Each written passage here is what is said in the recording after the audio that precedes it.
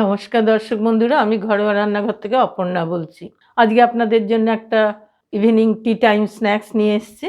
সেটা এখন বানাবো। এর জন্য লাগবে এই আলু সেদ্ধ, 4টে আলু সেদ্ধ মাঝারি সাইজের নিয়েছি। আর উপকরণের মধ্যে একটু পাঁচফোড়ন দেবো, আর একটু ওই জিরে গুঁড়ো, গরম মশলা, ধনে গুঁড়ো, হলুদ, চিনি, লবণ, লঙ্কা, এই সাধারণ যা দিয়ে বানায় ওই জিনিসটা হবে অনেকটা সিঙ্গাড়ার তরকারির মতো। একদম শুকনো ঝুরঝুরে হবে, সেরকমভাবে এটা বানাবো। আসুন শুরু করি, কীভাবে বানাচ্ছি দেখাই। এবারে আমি প্রথমেই পাঁচ ফোড়নটা দিয়ে দিলাম, একটু ভাজা হোক। এবার আলুগুলো একটু ম্যাশ করে তেলের মধ্যে দিয়ে দেবো।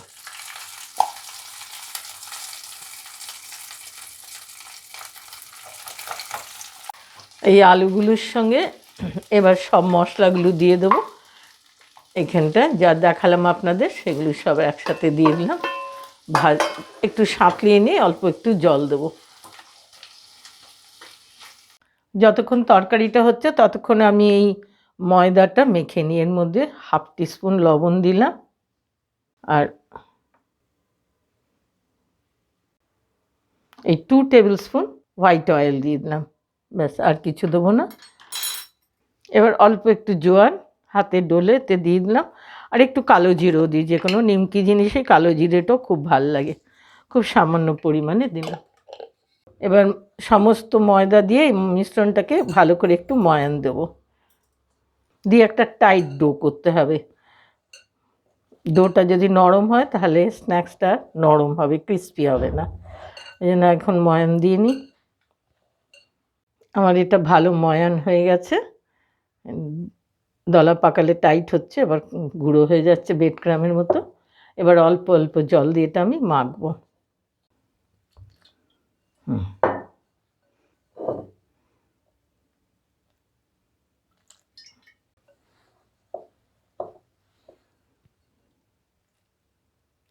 ব্যাস, মনে হয় এতেই হয়ে যাবে, আর জল লাগবে না। খুব মেপে জল দিতে হবে, ডোটা টাইট করতে হবে, তো একদম সফট হবে না।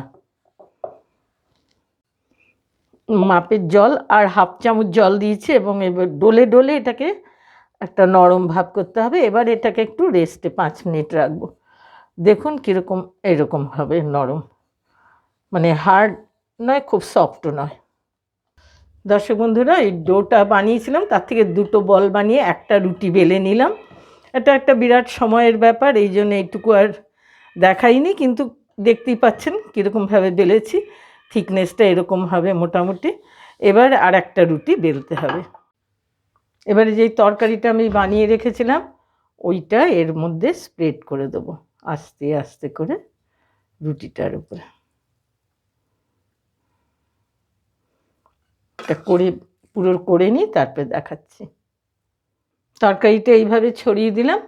এবারে এর উপরে আর একটা রুটি দেবো।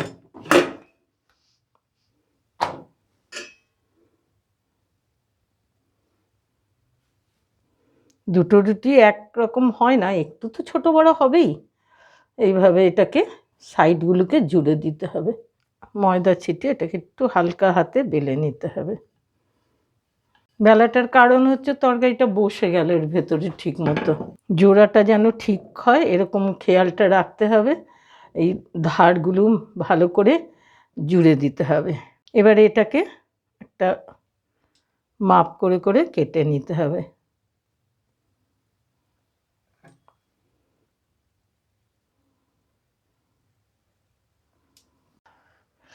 এই ধারের এটাকে একটু তুলে নিই এখন। না, এগুলোকেও ওয়েস্ট করা যাবে না, এটাকেও ডিজাইনটা পুরোপুরি সুন্দর আসবে না বলে কেটে নিলাম। এবার এটাকে না ঘুরিয়ে নিয়ে একটু স্কোয়ার টাইপের কাটতে হবে।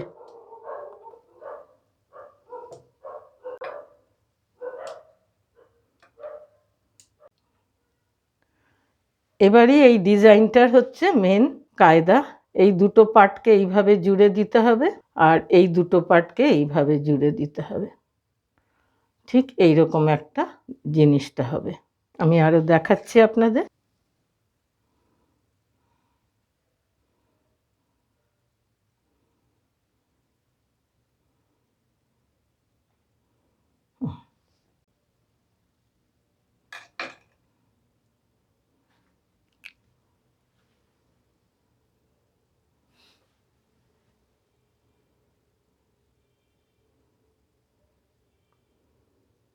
একটা সুন্দর একটা শেপ আছে ডিজাইনটা। আমি তেলটা গরম হয়েছে কিনা দেখে নিলাম, গরম হয়েছে। ফুল আঁচে দিয়ে করা যাবে না, কম আঁচে দিতে হবে। এগুলোকে এবার ছেড়ে দিচ্ছি।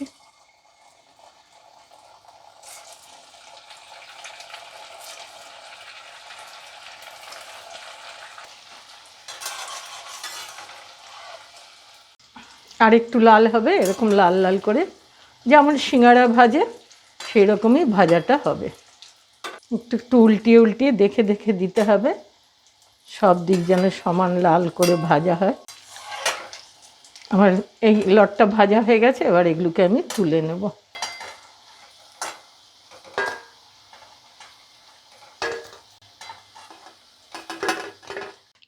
দর্শক বন্ধুরা, আজকে যে টি টাইম স্ন্যাক্স রেসিপিটা আপনাদের সঙ্গে শেয়ার করলাম, মিনি সামোসা বলতে পারেন, এটা চায়ের সাথে খেতে খুব ভালো লাগবে। আর একটু ডিজাইনটা আপনাদের দেখালাম। বন্ধুরা ভালো লাগলে লাইক করবেন, সাবস্ক্রাইব করবেন নতুন বন্ধুরা, অনেকের সঙ্গে শেয়ার করবেন, বেল আইকনটা টিপতে ভুলবেন না নতুন বন্ধুরা, যাতে আমার সমস্ত রেসিপি আপনারা দেখতে পান।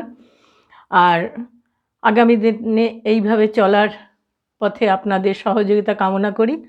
প্রচণ্ড শীতে বিকেলে চায়ের সঙ্গে একটা স্ন্যাক খুবই ভালো লাগে। আজকের মতো রাখছি।